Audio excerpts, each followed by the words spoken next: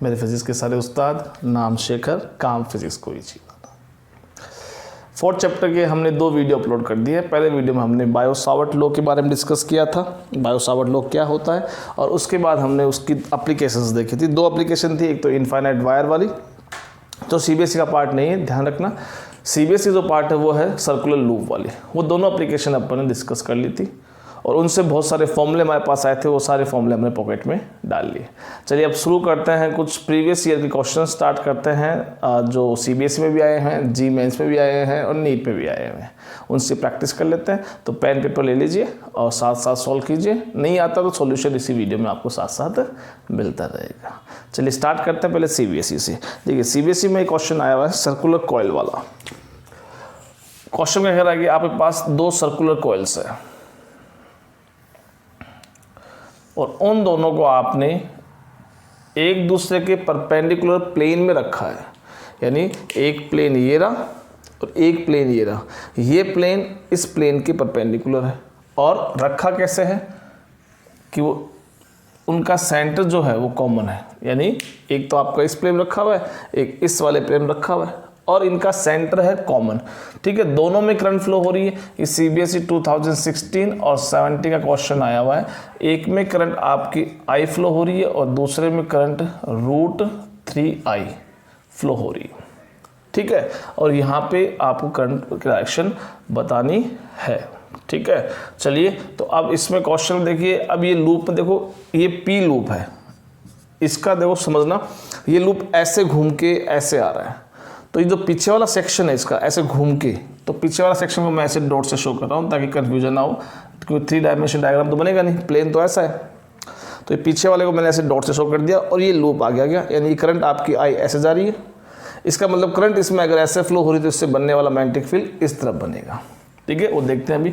ये second coil Q है। ठीक है, अब इसमें जो करंट फ्लो हो रही है वो ऐसे फ्लो हो रही है, यानी करंट ऐसे आगे की तरफ आ रही है। क्वेश्चन में गिवन है ये करंट जो 3 आपकी ये √3i करंट है वो ऐसे फ्लो हो रही है, यानी इस वाले प्लेन में लूप रखा हुआ है और उसमें करंट ऐसे फ्लो होके आ रही है, यानी सामने से ऐसे नीचे दिख रही है और पीछे की तरफ ऐसे वापस जा रही है। तो पीछे वाला पोर्शन ये वाला हुआ, इसको मैंने ऐसे डॉट से शो कर दिया, आगे वाला पोर्शन सॉलिड लाइन से ड्रॉ कर दिया, यानी ये वाला आगे वाला पोर्शन है, इसका ये वाला आगे वाला पोर्शन है।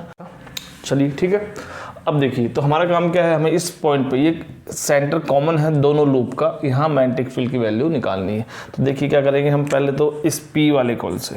तो अब आप देखो, आपको फॉर्मूला बताया हुआ है कि magnetic field at the centre कितना होता है। Magnetic field at the centre μ0I/2r होता है, अगर उसकी रेडियस r है। दोनों आइडेंटिकल है तो दोनों की रेडियस हमने r ही कंसिडर कर ली है। ठीक है, चलिए बीपी की वैल्यू बात करते हैं। तो बीपी के लिए क्योंकि सेंटर पर निकालना है तो फॉर्मूला आपका μ0I/2r अप्लाई हो गया। और दूसरे वाले क्यू के लिए निकालेंगे μ0, करंट उसमें 3i है, डिवाइड बाई उसकी रेडियस भी r है, तो इसके लिए 2r आ जाएगा। यहाँ आप ऑब्जर्व करोगे √3 को छोड़ दे, बाकी चीज़ें क्या है इसमें सेम है। तो ये √3 और बाकी को लिख दिया मैंने BP। √3 के अलावा μ0I/2r ये BP के बराबर है, तो इसकी वैल्यू ऐसा रख दी। ठीक है, अब ये जो मैग्नेटिक फील्ड एक वेक्टर क्वांटिटी, और वेक्टर क्वांटिटी को आपको क्या करना होता है, ऐड करना होता है वेक्टर मेथड से। और वो ऐड जब करते हो तो आपको उन दोनों वेक्टर्स के बीच का एंगल का नॉलेज भी होना जरूरी होता है। तो वो एंगल पहले हमें पता करना पड़ेगा। तो अब ये मैग्नेटिक फील्ड जो बना है वो कैसा बना है, तो 10th क्लास में पढ़ा अपन ने कि किसी कॉइल का मैग्नेटिक फील्ड पता करना हो तो right hand thumb rule use करते हैं। करंट की डायरेक्शन जो होती है, करंट की डायरेक्शन जो होती है वो हम कल फिंगर से शो करते हैं, और थंब जो होगा वो अब direction of magnetic field show करता है। ठीक है, तो इस पी की बात करो तो इसमें करंट ऐसे फ्लो हो रही है, दिख रहा है, आगे से पीछे जा रही, घूम के ऐसे जा रही है। इसका मतलब इसका मैग्नेटिक फील्ड ऐसे बनेगा, आप ट्राई कीजिए अपने हाथ से। और दूसरे वाले में करंट नीचे आ रही है आगे से, तो आपको दिख रहा था इसका मैग्नेटिक फील्ड इस डायरेक्शन बन रहा है, ये आपका BQ हो गया। तो अब यहाँ BP और BQ के अंदर आपका एंगल 90 दिख गया है। ठीक है, यानी अब हम अगर पैरेललोग्राम लॉ अप्लाई करें, पैरेललोग्राम लॉ अप्लाई करें, वो क्या होगा, BP² + BQ²। जो बच्चे इंटेलिजेंट है जो बच्चे इंटेलिजेंट हैं वो इसको डायरेक्ट भी कर सकते हैं, बस ये जो बच्चों को फॉर्मूला ध्यान में नहीं उनको बताने के लिए। cos 90 है, एंगल दोनों के बीच में cos 90 है, cos 90 होता है 0, तो ये पूरी टर्म हट जाएगी। तो आपके पास क्या बच गया, केवल ये टर्म बच गई है, कौन सी, PP² प्लस BQ²। इसकी वैल्यू पुट कर दीजिए, सिंपल क्वेश्चन बन गया पूरा पूरा। तो आप इसको तो BP² रखिए और आपने BQ को BP की टर्म में चेंज किया था, तो प्लस √3 BP², ठीक है। और आपका आंसर आ जाएगा, इसमें कहीं दिक्कत नहीं आएगी। BP² और 3 BP² बनेगा, स्क्वायर ब्रैकेट ओपन करोगे तो 4 BP², ये कितना हो गया 4 BP² और वो बन के आ गया 2 BP बन के आ गया, ठीक है। तो B = 2 इंटू BP की वैल्यू कितनी है, ये रखी हुई है आपकी μ0I/2R, 2 से कैंसिल, और this is your final result. ये आपका फाइनल रिजल्ट आ गया है, ठीक है। तो इसको आप नोट कर लीजिए। अब एक क्वेश्चन नोट देते हैं, 2019 में भी आया है, ठीक है। वो भी एक सर्कुलर कॉइल वाला है। देखिए हमने जो डायरेक्शन मैग्नेटिक फील्ड की निकाली है वो राइट हैंड थंब रूल से निकाली है, जो आपने 10th क्लास में पढ़ा है, ठीक है। एक स्ट्रेट वायर के लिए भी हम थंब रूल यूज़ कर लेते हैं। दोनों का हम किस कंडीशन में थंब करंट को शो करेगा, किस कंडीशन में थंब है जो मैग्नेटिक फील्ड को शो करेगा, वो आपको बेसिक आपको बताया हुआ है। एक क्वेश्चन और देख लेते हैं, ये 2019 CBSE में आया हुआ है। क्वेश्चन ऐसे लेने की कोशिश कर रहे हैं ताकि जिसमें थोड़ी वैरायटी हो और आपको समझ में आ जाए, ठीक है। अब देखिए इसमें कोई करंट आई फ्लो हो रही है, वो कुछ इस तरह से ये वायर है जिसमें करंट इस तरह से फ्लो होके जा रही है। इसके सेंटर O पे आपको मैग्नेटिक फील्ड निकालना है अगर इसमें करंट आई फ्लो हो रही है, ठीक है। अब देखिए पूरे अगर वायर कंप्लीट होता है तो उसके सेंटर मैग्नेटिक फील्ड बनता है, वो हमें पता है। लेकिन यहाँ पे देखो अब 3 सेगमेंट है, एक सेगमेंट ये रहा, एक सेगमेंट ये रहा और एक सेगमेंट ये रहा। इन तीनों सेगमेंट से हमें मैग्नेटिक फील्ड की वैल्यू पता करनी है। अब देखिए यहाँ की ये 2 सेगमेंट्स हैं, अगर इनकी दोनों की मैं एक्सिस ड्रॉ करूँ तो इसकी भी एक्सिस ये आएगी और इसकी भी एक्सिस ये आएगी। ये पॉइंट जो है O, जहाँ आपको मैग्नेटिक फील्ड निकालना है, वो पॉइंट कहाँ आ गया है, वो इन दोनों के एक्सिस पे आ गया है। यानी एक्सिस पे आने मतलब थीटा कितना हो गया, 0 हो गया। यहाँ मैं क्यों बता रहा हूँ कि आप बायो सावर्ट लॉ का यूज़ कर रहे हैं। बायो सावर्ट लॉ में देखो, आप याद करो, किसी भी करंट एलिमेंट से किसी पॉइंट P पे मैग्नेटिक फील्ड निकालना है, थीटा अगर 0 है, तो थीटा अगर एंगल के बीच में, तो अगर मैं इस पॉइंट को उठा के यहाँ ले आऊँ, कहाँ, उस एलिमेंट के एक्सिस पे ले आता हूँ, तो थीटा कितना बन जाएगा, 0 बन जाएगा। फॉर्मूले में बायो सावर्ट लॉ में अपना साइन थीटा आता है। अब साइन 0 कितना होता है, 0 होता है।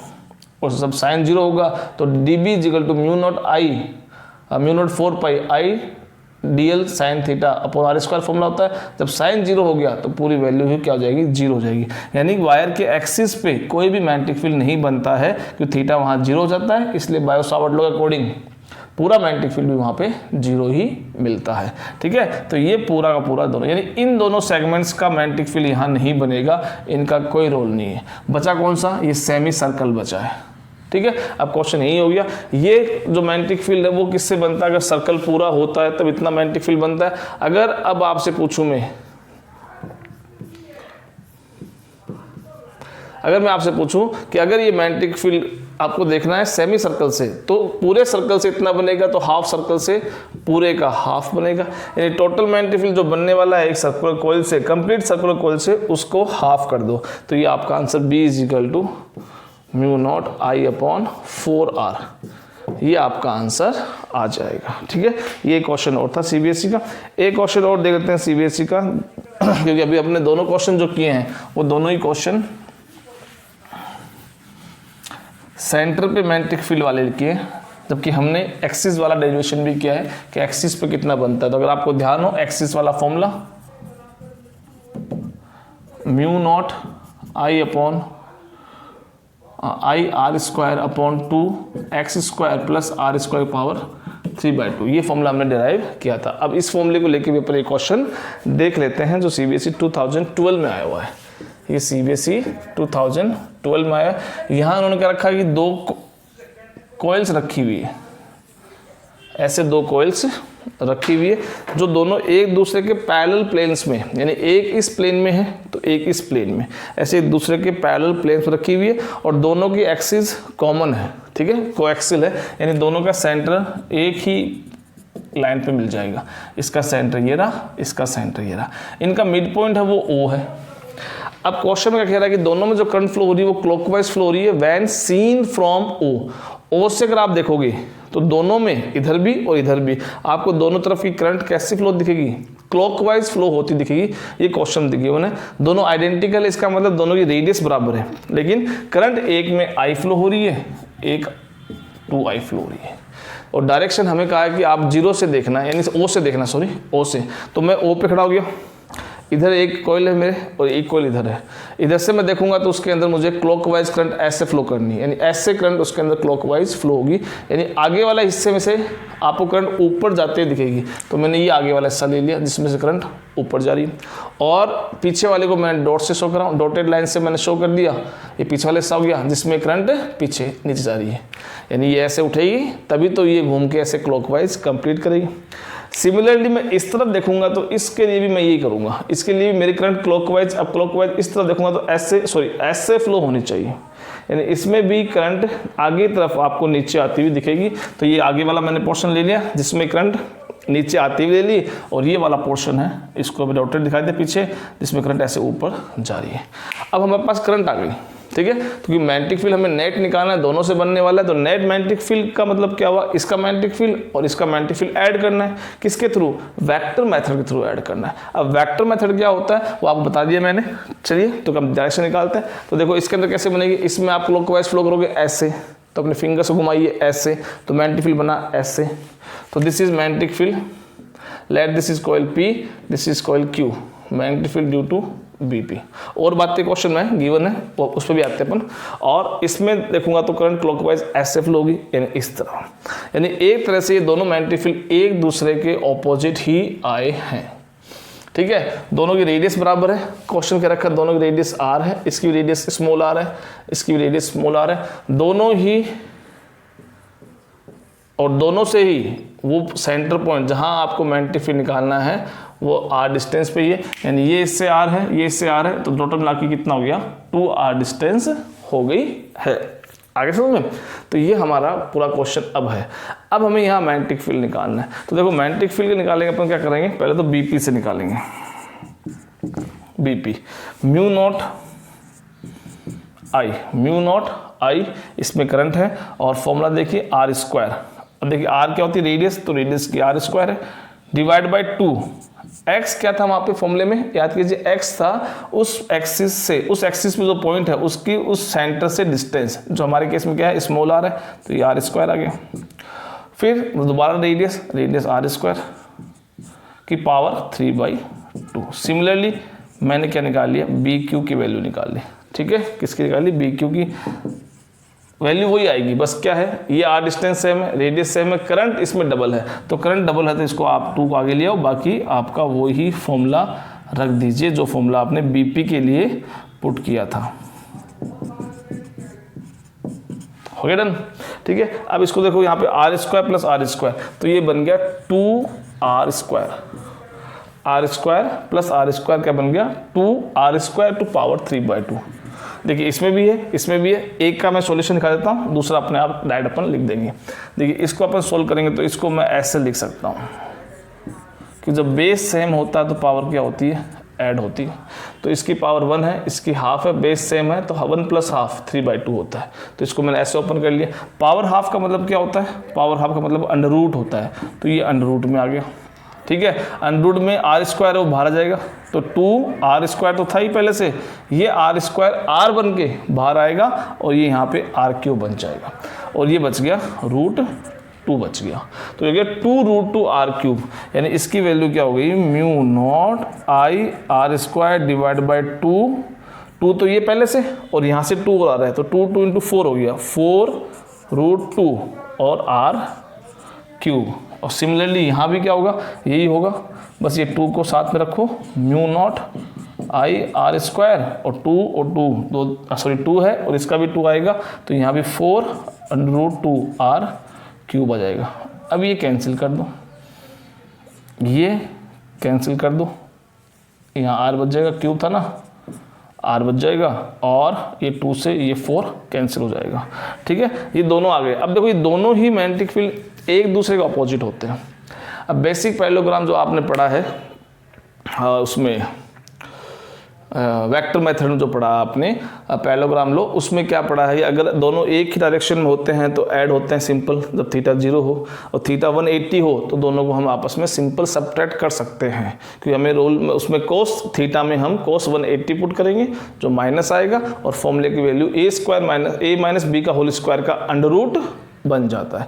स्क्वायर से अंडर रूट कैंसिल तो सिंपल a माइनस बी बन जाता है। ठीक है, तो अब मुझे यहाँ दिख रहा है कि जो बी क्यू है वो बड़ा है, क्योंकि सब कुछ सेम है। इसके पास करंट डबल है, करंट डबल है तो इसका मैग्नेटिक फील्ड इससे डबल बनेगा, तो इससे डबल बनेगा, इसका मतलब आपको नेट मैग्नेटिक फील्ड चाहिए वो B Q minus B P कर दीजिए। ठीक है, तो ये रहा बी क्यू, ये रहा बी पी। ठीक है, जब इसको सब्ट्रैक्ट करेंगे तो कॉमन कौन आएगा, म्यू नॉट दोनों में है, आई दोनों में है, दिख रहा है आपको, 2√2 दोनों में। ठीक है, और आर भी दोनों में। इधर कितना बच गया, बी क्यू, देखो बी क्यू ये रहा, बी क्यू कितना बच गया, 1 बच गया, बी क्यू कितना बच गया, 1 बच गया। और उधर कितना बच गया, उधर माइनस का हाफ बच गया, तो ये हाफ से मल्टीप्लाई, हाफ बचेगा, हाफ से मल्टीप्लाई होगा। Your final answer is mu not I upon 2, 1/2 से मल्टीप्लाई होगा, क्योंकि 1/2 बचेगा तो ये 4 बन जाएगा 1/2 से √2r। ये आपका फाइनल एक्सप्रेशन आ गया। ठीक है, तो ये सीबीएसई क्वेश्चंस थे कुछ जो अपन ने किए। अब हम चलते हैं नीट का एक क्वेश्चन देख लेते हैं। ठीक है, आपकी स्क्रीन पे है, आप उसको सॉल्व कीजिए पॉज करके।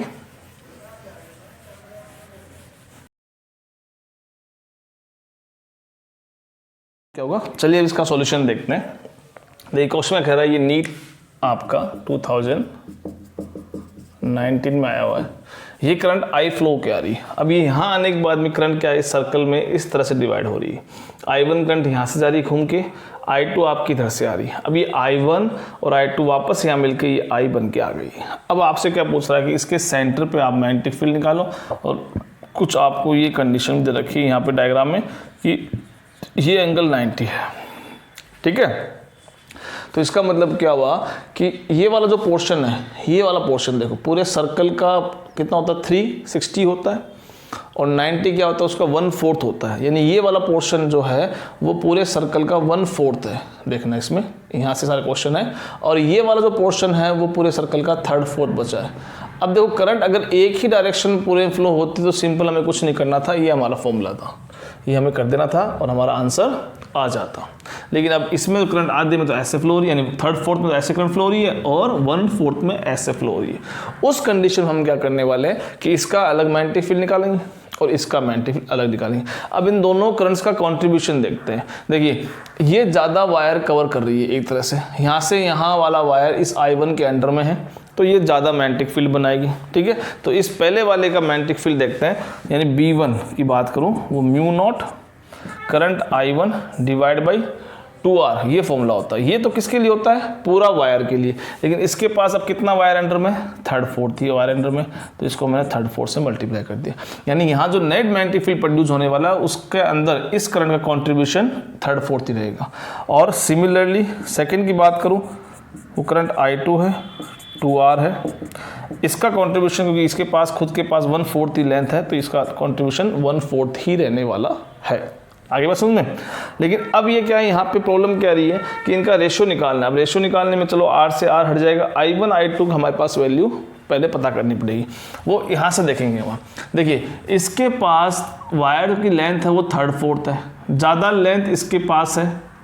जब ज़्यादा लेंथ होगी तो ज़्यादा रेजिस्टेंस होगा, क्योंकि R प्रोपोर्शनल टू क्या होता है, L होता है। ज़्यादा लेंथ ज़्यादा रेजिस्टेंस। ठीक है, तो इसके पास रेजिस्टेंस, अगर मैं पूरे वायर के पास उस पूरे सर्कल के पास रेजिस्टेंस R कंसिडर कर लूँ तो उसमें से 3/4 वायर इसके पास है, यानी इसके पास रेजिस्टेंस कितना है, 3/4 ऑफ टोटल R, और इसके पास 1/4 ऑफ टोटल R। अब इसके कॉरस्पॉन्डिंग करंट की वैल्यू आप पता कर सकते हैं, क्योंकि करंट भी इन दो फॉर्म में डिवाइड हो रही है। जिसके पास रेजिस्टेंस ज़्यादा होगा उसके पास करंट कम जाएगी, यानी इस वाले के पास करंट टोटल करंट इसमें I जो आ रही है वो I1 जो करंट है वो एक्चुअल में क्या है, 1/4 ही क्या है, आई की, टोटल करंट का 1/4 इधर जाएगा क्योंकि इसके पास रेजिस्टेंस 3/4 है, ज़्यादा है, और इसके पास रेजिस्टेंस कम है, तो इसमें टोटल करंट जो आई है आपकी उसका 3/4 पोर्शन, 3/4 जो पोर्शन है आई का वो I2 की फॉर्म में जाएगा क्योंकि उसके पास रेजिस्टेंस कम है, रेजिस्टेंस कम है वहाँ करंट ज़्यादा जाती है। अब हमारे पास इनकी वैल्यूज आ गई है, इनको पुट कर दीजिए, तो देखो यहाँ से इसको पुट कर दीजिए और सॉल्यूशन आप निकाल सकते हैं। देखिए यहाँ क्या करोगे, I1 की वैल्यू पुट करोगे, I1 कितना आएगा आपका 1/4 आएगा, I1 कितना आएगा यहीं पुट कर देता हूँ मैं, I1 कितना आएगा 1/4 आएगा और I2 कितना आएगा 3/4 आएगा। तो इसका मतलब मेरे ख्याल में ये दोनों इक्वल ही हो गए हैं, ठीक है, यानी mu naught 1/4 I1 1/4 I divide by 2R 3/4, और रेशो निकालना है तो इसके डिवाइड में ये आएगा, ये डिवाइड में mu naught 3/4 I divide by 2R into 1/4, ठीक है। अब म्यू नॉट से म्यू नॉट कैंसिल, 2R से 2R कैंसिल, 1/4 से ये 1/4 कैंसिल, 3/4 से ये 3/4 कैंसिल, I से I कैंसिल, यानी रेशो क्या आ गया 1:1 आ गया। यानी दोनों से बनने वाला मैग्नेटिक फील्ड यहाँ सेम बनेगा। अब नेट मैग्नेटिक फील्ड हमें पता करना है, तो अब इसकी डायरेक्शन में चाहिए, तो देखो इसकी डायरेक्शन देखेंगे तो ये इस तरह से करंट फ्लो हो रही इसमें, तो ये मैग्नेटिक फील्ड अंदर बनाएगा, यानी ये मैग्नेटिक फील्ड कहाँ है इनसाइड, इसके लिए अपन क्रॉस यूज करते हैं। ये वाला देखो तो ये करंट ऐसे फ्लो हो रही है, ऐसे करंट इसके अंदर, तो इस वाले में मैग्नेटिक फील्ड ऐसे बनेगा, आउटवर्ड्स बनेगा, यानी दोनों क्या है इक्वल है, लेकिन दोनों ऑपोजिट होने से जो आपका नेट मैग्नेटिक फील्ड कितना जाएगा 0 हो जाएगा, दोनों कैंसिल हो जाएंगे, ठीक है। आई होप आपको ये सॉल्यूशन समझ में आ गया होगा। नेक्स्ट क्वेश्चन आपकी स्क्रीन पे वो देखिए, सॉल्व कीजिए, फिर बात करते हैं।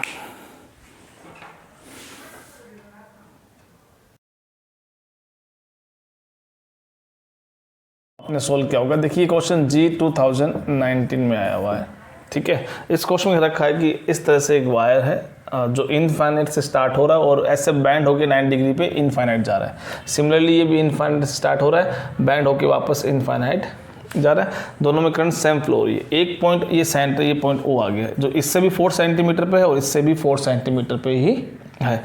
इस पे जो नेट मैग्नेटिक फील्ड दोनों से बन रहा है वो 10⁻⁴ टेस्ला बन रहा है। आपसे क्या पूछ रहा है कि इनमें जो करंट आई है दोनों में सेम करंट है, तो वो करंट की वैल्यू आप बता दीजिए, ठीक है। तो अब देखो ये क्या हो रहा है कि ये जो मैग्नेटिक फील्ड यहाँ बन रहा है वो दोनों से बन रहा है, इसका मतलब दोनों का नेट मैग्नेटिक फील्ड हमें निकालना पड़ेगा, ठीक है। उसके बाद ही हम इनकी वैल्यू पुट करेंगे। तो देखो मैग्नेटिक फील्ड, अगर मैं इस वाले पोर्शन की बात करूँ, इस वायर को नाम देता हूँ मैं, लेट PS वायर नाम दे दिया। देखो इस वायर का जो ये सेगमेंट है, ये वाला सेगमेंट, इसके अगर आप एक्सिस ड्रॉ करोगे तो वो पॉइंट एक्सिस पे आ गया। सिमिलरली इस वायर के एक्सिस ड्रॉ करोगे तो ये पॉइंट भी इसके एक्सिस पे आ गया। आपको सेकंड क्वेश्चन बताया था कि एक्सिस पे अगर पॉइंट होता है किसी वायर की, वहाँ कोई मैग्नेटिक फील्ड नहीं बनता है, इसलिए हम इन दोनों सेगमेंट्स को इग्नोर कर देते हैं। अभी एक सेगमेंट ये बचा है, एक सेगमेंट ये बचा है। अब इन सेगमेंट में देखो ये इनफाइनाइट लॉन्ग वायर नहीं है, यहाँ इनकी लेंथ फिक्स है, यानी इसको बोलेंगे हम सेमी इनफाइनाइट वायर, क्योंकि यहाँ से तो ये फिक्स हमें पता है एंड कहाँ से स्टार्ट हो रहा है, लेकिन जा कहाँ रहा है वो इनफाइनाइट। इसको अगर दोनों तरफ ये इनफाइनाइटली लॉन्ग होता है तो हम सिंपल, हमारा फॉर्मूला हमें पता था, लेकिन ये कैसा है इनफाइनाइट नहीं है, सेमी इनफाइनाइट है। तो देखो इसके लिए हमें क्या करना पड़ेगा, ये वाला फॉर्मूला यूज़ करना पड़ेगा। देखो ये फॉर्मूला भी आपको बताया है, mu not I/4 pi A sin φ1 plus sin φ2, ये वाला फॉर्मूला अपन यूज़ करेंगे। तो अब इस PS वाले फॉर्म के लिए मैं यूज़ करता हूँ, तो देखो कैसे करूँगा, म्यू नॉट तो है मेरे पास, करंट I है 4 पाई A कौन सी होती है लेंथ, आपको अगर डेरिवेशन याद है तो A लेंथ कौन सी होती है, उस वायर से जिस पॉइंट पे आपका जिस डिस्टेंस पे आपका पॉइंट है वो डिस्टेंस A होती है। तो अपने केस में ये पॉइंट कहाँ है, इस वायर से 4 सेंटीमीटर पे, तो उस 4 सेंटीमीटर अपन बाद में ले आएंगे, ठीक है। अब यहाँ देखना क्या है, एंगल्स देखने हैं। अब आपका डेरिवेशन अगर आपको ध्यान हो तो हमारा डेरिवेशन फाइनाइट वायर के लिए कुछ ऐसा था, ये पॉइंट P मान लेता हूँ, जो मान लो A डिस्टेंस पर रखा हुआ है। तो आप क्या करते थे, अगर आपको ऐसे याद कीजिए आप डेरिवेशन को, आप क्या करते थे, यहाँ से ये लेंथ ली, यहाँ से ये लेंथ ली, ये आपका एंगल φ2 था, ये एंगल आपका φ1, याद आ गया। अब हमें ये करना है, ये पॉइंट क्या है, ये इस वाले केस में देखो इस एंड के बिल्कुल अलोंग है और इस पॉइंट के भी ये अलोंग है, तो किसी एक का निकाल लेता हूँ मैं। यानी इस पॉइंट को आप यहाँ से उठाओ और इसको, चलो इसको रहने दो ऐसे ही, ताकि आप कंपेयर कर सकें क्या हुआ ये। अब मैंने इस पॉइंट को उठा के ऊपर ले गया, ये वायर ये रहा आपका, जो ये वायर कौन सा आपका PS वायर है। इस PS वायर पे ये पॉइंट P के बिल्कुल सामने लेके आ गया मैं, ये P के सामने लेके आ गया पॉइंट, ठीक है। अब देखो यहाँ पे, तो इसका मतलब क्या हुआ, इसको उठा के मैं यहाँ ले गया, तो ये जो φ2 है वो कितना हो गया, 0 हो गया। यहाँ से ये पॉइंट जब यहाँ पहुँच गया, यहाँ से ये पॉइंट यहाँ पहुँच गया, तो ये पॉइंट इससे कितना एंगल बनाएगा, 0 बनाएगा। और दूसरा वाला ये इनफाइनाइट लॉन्ग है, तो इनफाइनाइट मतलब क्या होगा, ये कितना एंगल बनेगा, 90 डिग्री बनेगा, जो अपन डिस्कस भी किया था कि उस केस के अंदर, क्योंकि ये आप उसको उस पॉइंट से ये एंगल जो है अभी मान लो 45 है, अगर मुझे इसको इनफाइनाइट तरफ लेके जाना है तो उस केस में क्या होगा, ये इनफाइनाइट जब जाएगा तो स्ट्रेट होता जाएगा और एंगल 90 डिग्री बनता जाएगा। तो यानी एक एंगल 90 हो गया, एक 0 हो गया, यानी इसमें एक एंगल आपका 90 हो गया, एक एंगल आपका 0 हो गया। साइन 90 कितना होता है, साइन 90 1 होता है और साइन 0 0 होता है, यानी इस ब्रैकेट में आपका टर्म कितना आएगा, केवल 1 आंसर आएगा और उस 1 को इससे मल्टीप्लाई करना है, तो ये आपका यही बचेगा, यानी हमारा यही आंसर आने वाला है। दूसरे केस में दूसरे वायर के लिए सेम प्रोसेस होगा और उसके लिए भी क्यों सब कुछ सेम है, करंट भी सेम है, उसकी वायर की डिस्टेंस है और यही एंगल 90 और 0 बनने वाले हैं, जो भी आपको मैंने बताया, तो इसका आंसर भी यही आने वाला है, ठीक है। अब ये दोनों का जो डायरेक्शन है वो हमें पता होनी चाहिए। तो देखो इसकी डायरेक्शन कैसी है, इसकी डायरेक्शन देखो, इसकी डायरेक्शन ऐसे इनवर्स है कि नहीं, अंदर तरफ, इस पॉइंट पे ये डायरेक्शन कैसे बना रहा है, अंदर, जिसको हम क्रॉस से शो करते हैं। और इस वाले वायर से भी देखोगे तो भी ये अंदर तरफ ही बन रहा है, यानी दोनों के मैग्नेटिक फील्ड एक ही डायरेक्शन में बन रहे हैं। उससे क्या होगा, उनके एंगल 0 डिग्री बनेगा। उस केस में सिंपल उनको दोनों को अपन ऐड कर देंगे, यानी जो बी नेट है अपना, वो सिंपल इनको ऐड कर दो, BP और BQS को, दोनों वैल्यू सेम है, तो इसका मतलब 2 से मल्टीप्लाई होगा, तो mu naught I upon 2πa, ये आपका आंसर आएगा। क्योंकि 4 है यहाँ पे, लेकिन 2 से मल्टीप्लाई होगा तो 2 से 2 कैंसिल हो जाएगा, 4 2 टाइम्स कैंसिल हो जाएगा। इसकी वैल्यू गिवन है 10⁻⁻4 क्वेश्चन में। अब सब कुछ हो गया, I निकालना है, तो यहाँ से I इजिकल टू देखो ये हो गया 10⁻⁻4 इंटू 2π इंटू a वो डिस्टेंस थी कितनी, 4 सेंटीमीटर, तो मैंने 4 इंटू 10⁻2 लिख दिया, मीटर में चेंज किया उसको, ठीक है। और म्यू नोट कहाँ गया, डिवाइड में आ गया। ये जो म्यू नोट डिवाइड में आया, म्यू नोट की वैल्यू क्या होती है, 4π इंटू 10⁻7 होती है, सॉरी 7 होती है। और ये 2π से 4π 2 टाइम कैंसिल और 2 से ये 2 कैंसिल, आपका आंसर आ जाएगा। इसको आप सोल्व करोगे तो ऊपर दिखना है 6 है, नीचे 10⁻7 है, 10⁻1 नीचे बचेगा, वो ऊपर जाएगा, वो मल्टीप्लाई होगा और आंसर क्या जाएगा 20 एम्पियर। आपका ये ऑप्शन आ रहा होगा। अब 20 एम्पियर 2 ऑप्शन आ रहे होंगे, तो इसमें से कौन सा आंसर देंगे, तो देखो दोनों मैग्नेटिक फील्ड अंदर है, तो दोनों मिलकर नेट मैग्नेटिक फील्ड भी इनसाइड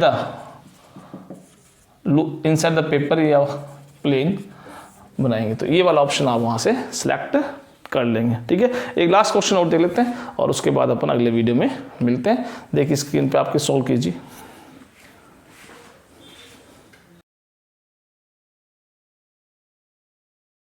कर लिया क्वेश्चन, देखिए अब इसमें ये कह रहा है कि आपके पास 2 वायर है, ये आपका 2016 में क्वेश्चन आया हुआ है जी का। 2 वायर है A B, दोनों की लेंथ सेम है, दोनों की लेंथ क्या है, L सेम है, बट उस एक वायर से तो A से तो आपने क्या किया, उस वायर को L लेंथ को घुमा के क्या बनाया, एक सर्कल बनाया, एक लूप बनाया सिंगल टर्न का, और दूसरा जो है उसको आपने स्क्वायर की फॉर्म में चेंज किया, ठीक है। अब दोनों के सेंटर पे मैग्नेटिक फील्ड निकालो और उनका रेशियो निकालना है आपको। तो देखो इसमें जो लेंथ आई है आपकी, वो लेंथ किस में कन्वर्ट होगी, सर्कमफ्रेंस में कन्वर्ट होगी। अगर इसकी रेडियस r है तो ये लेंथ को हम लिख सकते हैं 2πr के बराबर, क्योंकि अब ये लेंथ सर्कल के सर्कमफ्रेंस की फॉर्म में, और वो कितना होता है 2π और r होता है। इसको उसने कहा क्वेश्चन में कि ए साइड का आपने स्क्वायर बनाया है, तो इसका मतलब इसका ए 4, यानी ये जो लेंथ आपने उसका फॉर्मूला यहाँ क्या बन जाएगा 4a, की उसी लेंथ को आपने इस तरह से डिवाइड किया है। आगे समझ में, इस तरह से। अब इन दोनों का मैग्नेटिक फील्ड निकाल लीजिए। तो देखो सर्कल का मैग्नेटिक फील्ड तो आपको निकालना आता ही, ये फर्स्ट केस में ले लीजिए। आपका सर्कल का मैग्नेटिक फील्ड देखें तो म्यू नॉट I अपॉन इसकी रेडियस r, के सेंटर पे मैग्नेटिक फील्ड इतना ही बनता है। शायद क्वेश्चन में करंट भी दोनों में सेम दे रखी होगी। ठीक है, ये करंट दे रखी होगी। और दूसरे वाले केस में अपन देखेंगे, तो दूसरे वाले केस में देखो अब इस पॉइंट पे निकालना है। तो अब देखो स्क्वायर का कोई फॉर्मूला डायरेक्ट तो अपने पास नहीं है, सर्कल का तो हमारे पास डायरेक्ट फॉर्मूला है, स्क्वायर का फॉर्मूला नहीं है, लेकिन हमारे पास दिख रहा है ये फाइनल लेंथ के वायर से बना हुआ है, और फाइनल लेंथ के वायर का फॉर्मूला हमने पढ़ रखा है ये रहा। ठीक है, तो अब देखो क्या करते हैं अपन, यहाँ से ये फाइनल लेंथ है तो इसको यहाँ से और यहाँ से काउंट करते हैं, और ये मिड पॉइंट से डिस्टेंस मैंने ले लिया। तो इस वायर से कितना मैग्नेटिक फील्ड बनेगा इसका निकाल लेते हैं। इसका जो मैग्नेटिक फील्ड आएगा उसको चारों से मल्टीप्लाई कर देंगे। ठीक है, अब ये लेंथ बताइए आपको, ये पूरा लेंथ a है तो इसका ये हाफ है, यानी ये लेंथ आपकी a/2 है। तो इसका जो मैग्नेटिक फील्ड बनेगा इस स्क्वायर से पूरे का वो कितना बनेगा, देखो इस अकेले से कितना बनेगा, μ0 I फॉर्मूला के सामने 4 पाई a डिस्टेंस थी, अपने केस में क्या है वो a/2 डिस्टेंस है। साइन, तो देखो अब ये आपको दिख रहा है कि ये एंगल कितना होगा, ये 45 होगा, और ये भी कितना होगा 45 होने वाला स्क्वायर के अंदर। ठीक है, तो ये sin 45 और sin 45, sin 45 कितना होता है, sin 45 होता है 1/√2, और sin 45 वापस 1/√2, 1/√2 को ऐड करोगे तो 2 डिवाइड बाई √2 आएगा, 2 डिवाइड बाई √2 आएगा, और √2 से ये कैंसिल हो गए √2, यानी फाइनल आंसर इस ब्रैकेट का क्या आने वाला है, √2 आने वाला है, ये √2 यहाँ जाएगा। ये जो आया है वो केवल इस सिंगल वायर से आया, ऐसे 4 है तो मैंने क्या कर दिया 4 से मल्टीप्लाई कर दिया। ठीक है, ये मैग्नेटिक फील्ड आ गया। इस 2 को ऊपर भेज दूं मैं, तो इस 2 को ऊपर भेज दिया a/2, तो a तो नीचे रह गया, और इस 2 को ऊपर भेजने से ये 8 मल्टीप्लाई हो गया, 4 से मल्टीप्लाई हुआ 8 बन गया, ये मैग्नेटिक फील्ड ऑफ स्क्वायर आ गया। दोनों का रेशियो निकालना है, दोनों को डिवाइड कर दो, यानी इस तरह से डिवाइड कर दो, सेंटर का मैग्नेटिक फील्ड और स्क्वायर का मैग्नेटिक फील्ड। तो ये μ0 I/2r आएगा। इधर देखिए ये 8√2 μ0 I/4 पाई a आएगा। ठीक है, अब देखो कैंसिल करते हैं अपन, तो ये कैंसिल, ये कैंसिल, ये कैंसिल। ठीक है, और अब देखो यहाँ प्रॉब्लम क्या आ रही है, r और a ये आपस में कैंसिल नहीं सकते, इसका मतलब हमारा रेशियो नहीं आने वाला। r और a को कन्वर्ट कर ले, क्योंकि दोनों की लेंथ सेम है, दोनों की लेंथ सेम है, तो कैसे कन्वर्ट करेंगे, देखो यहाँ से r की वैल्यू में निकालो, तो r की वैल्यू यहाँ से क्या जाएगी 2π/L, एक तरीका तो ये है, और यहाँ से a की वैल्यू क्या जाएगी 4/L।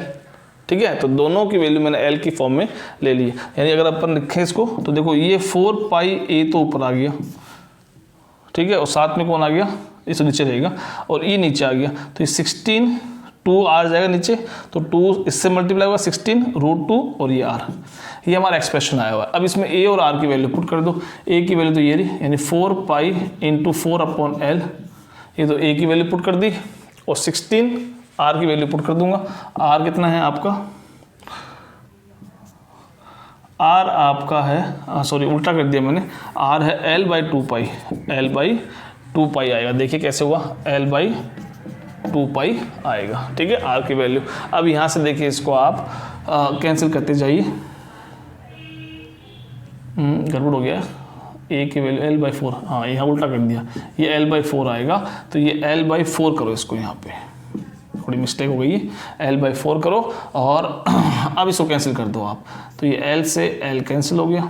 ठीक है, ऊपर चला गया ये 2π, तो 2π ऊपर जाने से 4 से 4 कैंसिल हो गया, ऊपर चला गया 2π, तो ये 2 से कर दो कैंसिल, ये 8 कैंसिल हो गया, तो ये पाई चला गया ऊपर, ऊपर से ऑलरेडी एक पाई है, तो ये पाई × पाई स्क्वायर बन गया। नीचे आपके पास क्या बचा है, 8 बचा है, क्या बचा है, 8 बचा है। ठीक है, मेरे ख्याल में ये आपका फाइनल, सॉरी ये √2 साथ में लीजिए, ये √2 साथ चल रहा है, तो फाइनल आंसर आपका ये आ जाएगा 8, √2 साथ में था इसके, वो √2 साथ साथ चलता रहेगा, और ये आपका फाइनल आंसर आ जाएगा। ठीक है, तो ऐसे अपन ने कुछ वैरायटी ऑफ क्वेश्चंस देख लिए हर तरह कंपटीशन एग्जाम के लिए। ठीक है, सीबीएसई में देख लिए, क्योंकि कई बार क्या होता है सीबीएसई में नीट लेवल क्वेश्चंस आ जाते हैं न्यूमेरिकल में, तो हमने वो भी देख लिए हैं। ठीक है, नीट और सीबीएसई का एक सा लेवल रहता है, आईआईटी थोड़ा सा जी मेंस का उनसे थोड़ा सा ऊपर लेवल होता है। ठीक है, तो आज के लिए मेरे ख्याल में काफ़ी क्वेश्चन कर लिए। अब अगले वीडियो में मिलते हैं, अगले वीडियो में अपन एम्पियर्स लॉ के बारे में डिस्कस करेंगे। पहले एम्पियर्स लॉ क्या होता है, उसकी भी एप्लीकेशंस हैं, उनको डिस्कस करेंगे, और लास्ट में फिर हम उनके भी न्यूमेरिकल इस तरह से ही प्रैक्टिस करेंगे। ठीक है, मिलते हैं अगले वीडियो में। Thank you so much.